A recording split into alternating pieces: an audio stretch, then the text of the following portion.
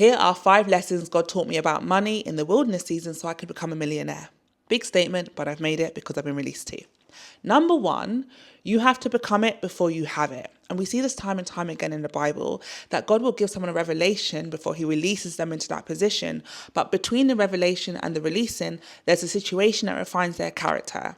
I.e., David was anointed king before he actually became king of Israel. But during that time, he served in the palace underneath Saul, because you can't ascend to the throne if you don't know how the palace actually works.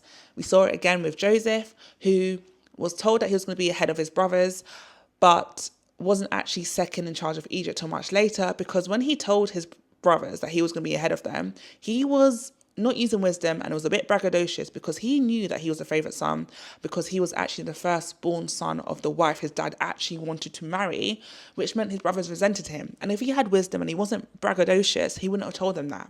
So you have to become it before you actually have it. And in terms of money, if you have a lot of money without having a character to possess it, you won't have money, money will have you, and it will quickly become an idol again in your life. Number 2, you can't be anxious about money, because money will have you. And in order to not be anxious about money, you have to allow God to lead you into the wilderness season.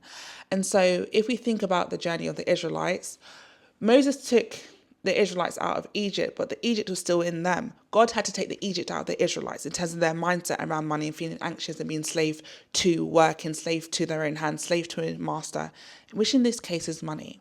Now, in the wilderness season, God gave the Israelites manna and told them to not store it up, to not hoard it, but trust that he will feed them every single day. And this is why in the Lord's Prayer it talks about, give us this day our daily bread. We have to trust that God will supply all our needs. And when we do that, we no longer have anxiety around money, because anxiety is a negative perception of an uncertain situation. And when you trust that the one in control, God, is your provider, you will no longer have a negative association with that uncertainty, which means you won't experience anxiety, which is really good, because number 3, we need to realize that all money comes from God. And if we're not feeling anxious, we can trust that all money comes from God, which means we can have the humility to receive and accept blessings from those around us, because we know they're just a conduit, a vehicle for God blessing us, because everything comes from him. But it's also really important that when you do hit that wealthy status in your life, you understand all money is his, because when he tells you to give away maybe 50% of your income, you're not going to be panicked about it. You're not going to feel anxious, because you know he will supply all your needs regardless. Which takes me to number 4. You need to learn to be a good steward of what God has given you, because if he can trust you with a little, he will trust you with a lot.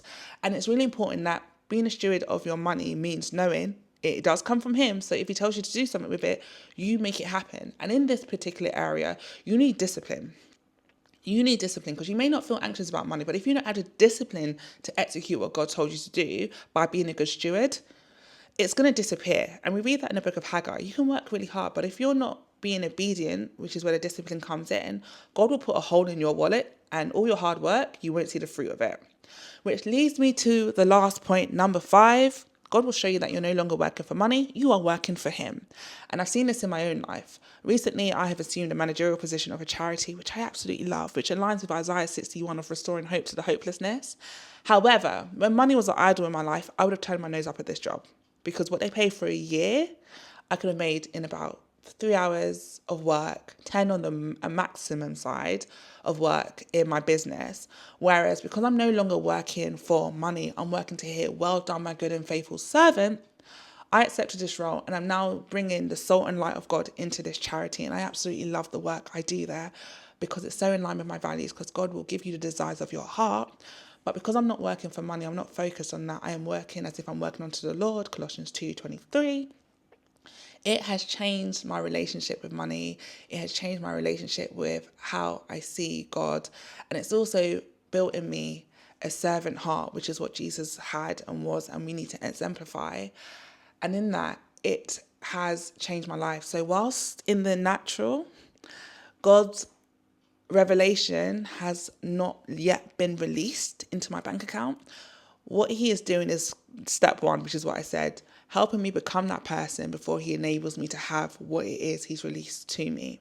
So I hope that helps. Those are the 5 lessons that God taught me about money in my wilderness season. And if God has put on your heart that you are to do big things for his kingdom, allow him to change you in the situation. Stop praying that he changes the situation for you.